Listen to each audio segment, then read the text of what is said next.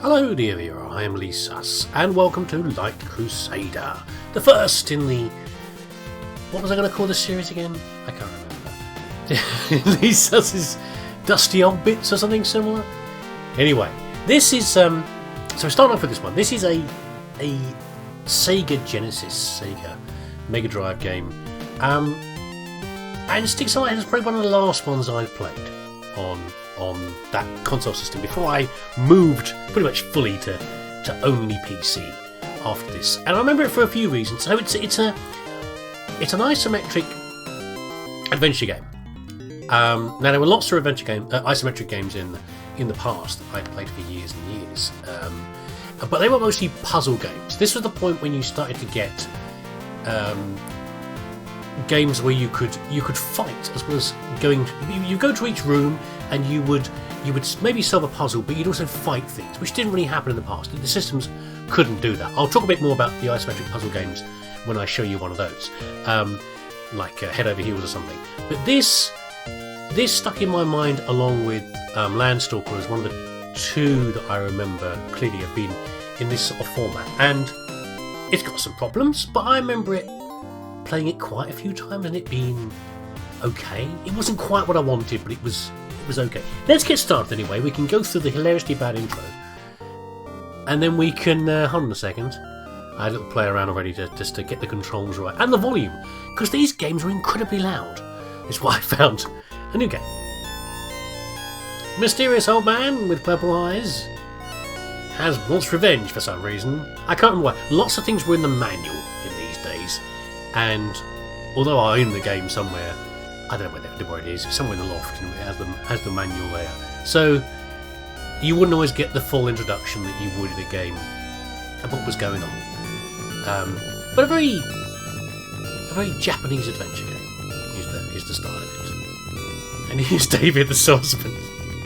The graphics were limited in those days. Okay, sometimes less is more. We'll see that with Landstalker about what you can do with graphics. But this one, it looks like it's a bit decrepit. He's tired of endless battle, so the king's invited him to have a holiday so he can get involved in more endless battle. Is what's going to happen.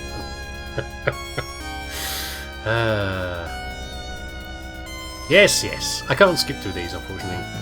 Let's get going. Let's have the horse riding animation. There we go. Is that a horse? It's like some sort of alien horse. Like those ones out of Avatar. I shouldn't make fun. It's cheap to make fun of older games. At the time, I remember this being a lot more detailed than any of the other games I've been playing on the Sega. But I don't think it might have been released on other consoles and maybe on PC as well. But I only remember it being on the Mega Drive. Anyway, here we go. When I arrived, Green Row felt odd. Panting rather heavily there as I'm standing there. The townspeople seemed to be frightened of something. And no, I was going to do it again. I was going to make fun of the animations again, but I won't. Sir David, I am pleased to see you. Do I have to skip through this? No, you haven't. You travelled a great distance. When I asked what had been happening in Green Row, which had the ride gone? What's happened? King Whedon began to tell the most amazing story. Tell me, King, what happened? A lot of people have been disappearing recently. You invited me for a holiday here, King. Are you... The townspeople fear some magic spell might have been cast. Have you got me here under false pretences? It's not a holiday at all.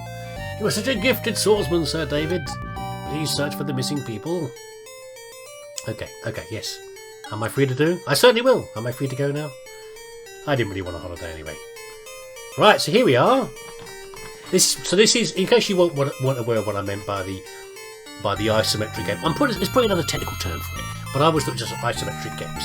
It's games where you've got this angle to the screen. So to move down the screen like this, I have to press down and left, and this is up and right, and this is up and this is down. So that's the angle of the game. And although this has moved up beyond the early puzzle games, of basically rooms that had block manipulation is what was going on in most of these games. You had some sort of puzzle and you moved the blocks around and you dodged bad things in the room. That's what the early isometric games were like. This is a much bigger room Nice detailed graphics on there, you know, false perspective on the walls there, and character. These guys are still just objects. My legs in the room. But you know, you can talk to them as well. Apparently, I'm talking to the cat. I thought I was talking to the queen, but there you go. How much longer will these anxious days continue? You know, all the objects are movable around here, and we can also. Yes, I know. I heard. Why am I getting my controls wrong? That's jumping. Look for the clue to help to find the missing people. What I found before... There we go. The action is the same button, so I can go around slashing my sword. The first time I played it, it looked like I was accidentally decapitating everybody I spoke to, because if I was in the wrong place, I attacked them rather than hitting them. 4 elements! Yes, so... It's not doing it now, how funny. The game is now more responsive than it was. Honestly, if I stood like someone that is, I was in the wrong place, I would slash them rather than talking to them. How weird. That wasn't like it the last time when I did the test run on this. Very odd. Anyway, nice big environments. Lots of places to go to. We've got our player life in the top left, and we can jump and we can slash, because there are jumpy puzzly bits in the game. And also we've got magic, but we haven't got any magic yet, but we can find magic. And magic is good. I do remember... So this is the only place we can save, in these little points here. The magic being interesting. We'll come on to magic when we've actually got some. There's one of some lady's bedroom. There we go, that's what I was doing before. Accidentally hitting them. If you lose your way, please consult the Oracle, because you clearly lost your way here and you wandered into a royal personage's bedroom. Alright, so a little bit around here, but not very much. The point here... Ooh. There we go. A red potion, which I can't remember what a red potion does. So, there's a few, not really role-playing elements, there's classic adventure game elements in here. So we have... Let's get the buttons right. A long sword, plate armour and gauntlets. And you can see there's lots more things to find. This is one of the first games that I found where... There's the magic. Where's the inventory? There's loads of food in here. Now this is just general health healing stuff. So as we get injured, I've got it set up that it will automatically heal us when we get injured. You can change it so that, being a stingy person, I would have changed this so that I would only eat the food when I wanted to, if you see what I mean, to be most efficient with the food use. But you pick up a lot of food items all the time. So I'd just rather have it do it automatically. Blue potion is medicine. What does a red potion do? Medicine. Don't actually remember what they do. I'm trying to eat it, apparently. This is one of the first games that I'd found that... Normally in adventure games, when I played before, on console and computers, you would be able to get every item. You could go somewhere, and you knew if I went here and opened this chest, I would find item X. And I could go around and collect all the best items and choose which one I wanted to do. This one had a bit more to do with loot drops. And it wasn't guaranteed. So that list of equipment I could potentially have, I never found all of the items, and that sort of frustrated me in some way. I know that certain items you had to... It was a low odds drop from a certain enemy. And I found that really weird. I'd never had that before in a game. And I didn't entirely like it, but it was obviously a taste of things to come. That's more a common thing now in roguelike games, isn't it, really? What's wrong with you, young lady? Where have Mummy and Daddy gone? They're probably fine. They're probably not dead at all. And unintentionally humorous art on the walls. Is that the bad guy we saw at the start? Wait, what expression is that there? I don't know. What about you, sir or madam? It's a sir. My next door neighbour disappeared 3 days ago. I wonder where he went. Scary, isn't it? So this lot here, come to think of it, I haven't seen Alan recently. We can come back to see these guys later. Oh, you're going to buy something? God, I just got in here and they're bothering me to buy something already. What are you going to say, good wench? Welcome! Okay, so we can buy food in here. We don't really need to. We've got a little bit of gold. We don't really need it. We don't really need to buy anything right now. There are a few shops around, but for example, we go in here. Item shops. Good stuff. Well, look at this sword here. Touch whatever you like. Relayer. 1500 gold. Well, we've got 200 gold. And we might get 20 gold out of everything we kill. It's going to be a while before we can buy stuff. And it looks like David's winking. That's a very odd portrait picture. No, a bit stingy, aren't you? And he will say that for every single item, which isn't at all annoying. Okay, so there's a bunch of armour in here. That's kind of an adventure-y game. Why are these guys in the back so tall, by the way? Those suits of armour. They're huge. They're giants.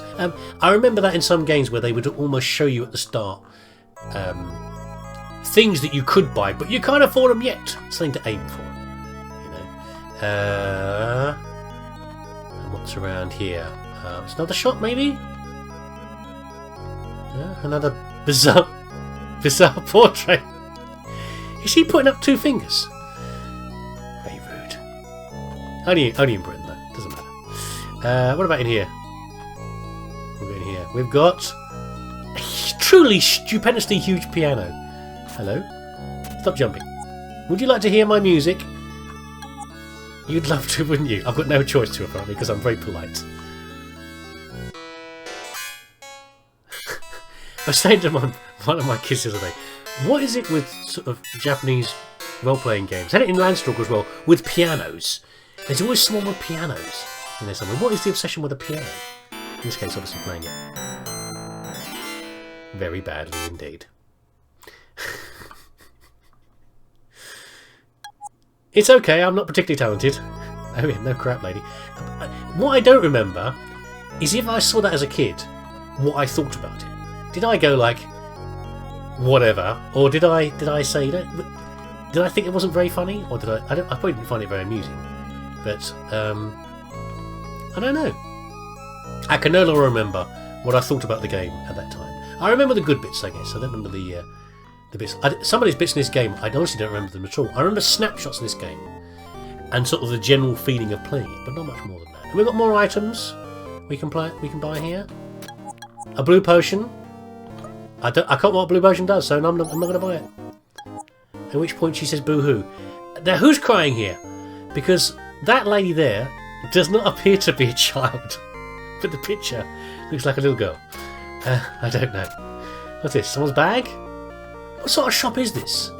So here's all the magic items. So there is air, fire, earth, and water. Now if we buy these, we'll get them free later, so I'm not going to buy them now. But if we buy them, you can then use them as spells, and you'd be unsurprised at something like a fire. Let's buy one actually. Sure, why not? So now I've got to equip it. Hold on a second. Magic. I can equip fire. However, I can't only equip fire. So if I use fire right now, oh, I've just turn it off again. If I use fireball right now, can I fireball somebody? Let's fireball this guy in the face. Oops. It's incinerated him and the entire shop.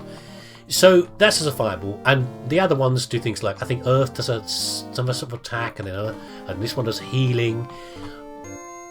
But you can combine magic together, so you combine multiple elements to have other effects, which I always thought was pretty good. Anyway, we're going to try and get the adventure started rather than just wandering around town talking to people. But first, we need to talk to this cow. Electronic cow appears to be deflating. How are you doing, Farmer Giles? I hope my cows don't get kidnapped. It's the aliens are coming to get them. It's fine. Okay, let's actually get into the adventure. Ooh, spooky.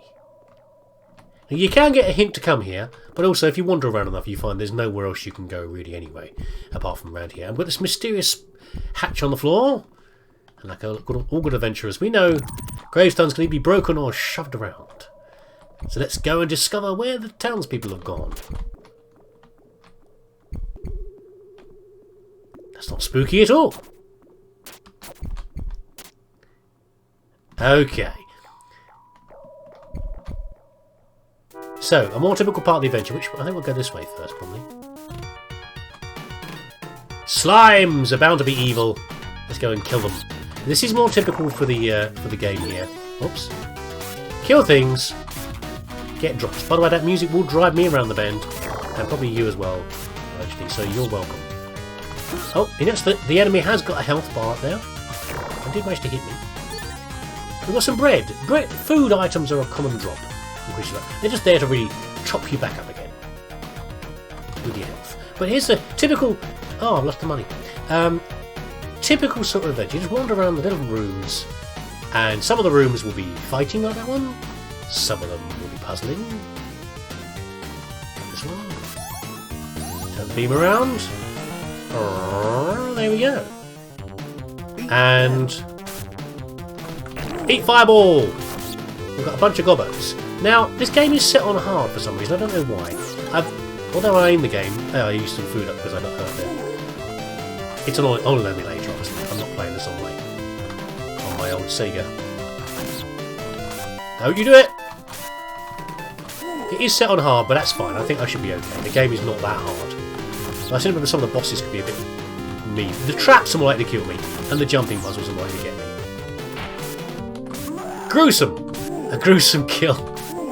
And again, in most games, they would be far more cutesy, and I would... Stop it! I would not be expecting... Probably the first time I thought that, that was absolutely awesome. But the first time I killed a goblin, and he chopped in half, right? So we can get his head to come off. Hold on, he's just standing there now. What? No! I don't know when a game's set on hard, as I say. It was set on hard as... set on hard as part of the emulator settings. Or the ROM settings. But that's fine. Okay, but the enemies are not like one-hit kills. At least the slimes were. They're a bit trickier to fight. And there you go, classic of gameplay. She got a key, now to progress a bit further. Now, depending on the rooms, music's playing. Certain rooms the enemies will spawn again. Others, they won't. So if we go back in here, I imagine the slimes will be back. Here they are, which is good because we can top up our food supplies again, and we're going to need it. A fillet. A fillet of what? A fillet is not food. A fillet is a cut of meat. Mystery meat. Slime meat, maybe. Okay, so we can go back in as many times as we like to farm those guys, but we're going to go and find this door. But this is what I enjoyed, was the adventuring, puzzling part of mapping something out and discovering. This is what I love when I played the Zelda games, honestly. Got into the Zane. Oh, water! What does... So, hold on a second. What does... Because I need to learn these at some point. I could just ignore them, but I do need to learn them at some point. So fire and water together causes cure. And this is heal. So I assume cure is stasis effects, like poison or something. We'll worry about that later. I need to learn them though. They're probably listed in the manual again, but I know you're there somewhere, slime. I counted you. There were 3 of you. There we go. It's not that door there. This is what I love though, is the adventuring of hunting through a place and finding all the secrets and... Aha! It's in here. Now this is a classic of any isometric type game. This is more of a throwback to the original puzzle-only versions of isometric games. But a block sliding.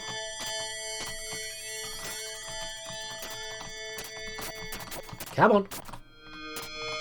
There we go. And again, puzzles like this would normally reset when you came back.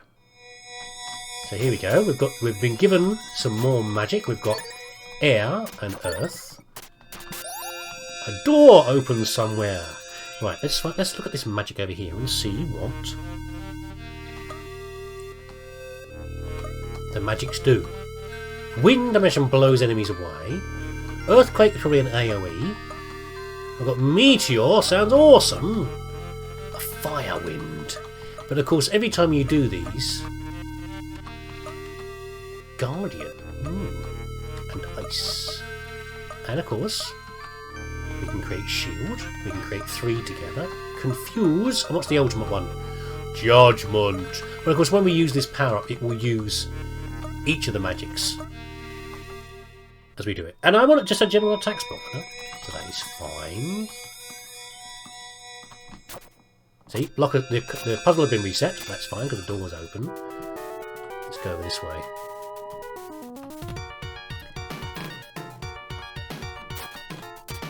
And I think that's the door that's opened there, in fact. So, isometric puzzles, isometric games. I played them so many times when I was a kid that I stopped thinking about it after a while. My fingers already knew what I wanted to do, so it was mostly fairly easy to play them. But the first time you're about to play them, they were kind of a pain in the bum to like learn whereabouts you are. And you'll probably see that in the next room. I imagine I will get hurt in the next room. Is it this room here? Probably is. Because it's hard to judge distances. It's hard to judge distances in games like this. So this sort of, you can watch your shadow is about all you can do. So this is the one that so far I've missed every single time. Can I jump to that or not? I can jump to that. That was always the problem. And it gets bad with the combat sometimes as well. That the combat can be tricky because you don't really know if you're attacking into an enemy properly or not, if they're going to hit you or not. But it wasn't too bad in this game. They're fairly generous with the health. We'll see that when we find the first boss. But here's an imprisoned townsperson. Who tied you up here, sir? Thank you. I'd almost given up all hope of being rescued. I was captured and brought here by men dressed in black. Be careful, this place is full of demons and traps. Well, that sounds nasty. So someone's actually capturing the townspeople for some nefarious purpose. What's over here? Okay. A slightly odd-looking statue. Oh, it gives us full health, that one is what it does. But it can't because we're not hurt. There we go. An example. But there'll be a number of puzzles like this, and they will get worse and worse. Oh, I'm surprised I even made that. I think I made that because I've replayed this room quite a number of times in my test runs to get the volume and everything else right. But that was always the issue, was trying to know where you're jumping to. And I'm sure there'll be puzzles later that will drive me round the bend because I can't work out where to jump. What am I actually jumping to? Anyway. And what's in here? Lily pad monsters! I can't bother to fight those, just ignore those. Answer the riddle. Answer the riddle. I can't imagine what the riddle might be. Let's work it out. But there's only so many things you can do with these sort of games when it comes to puzzles and things like that. There's only so many... What's in here? There's only so many different puzzle types that you can do. You can move blocks around, you can shove objects around, you can jump on things. You know, it's a bit limited. More odd humour. When I first came back to this, I couldn't work out what this was for. I think it's a cat merchant. Sure, there we go. Can I buy your fish? He won't let me buy the fish. The fish are not for sale. Very odd. Oh dear. Right, okay, we're back through here. What's in here? A save point. That's worrying, because you know when I give you save points, the boss is coming.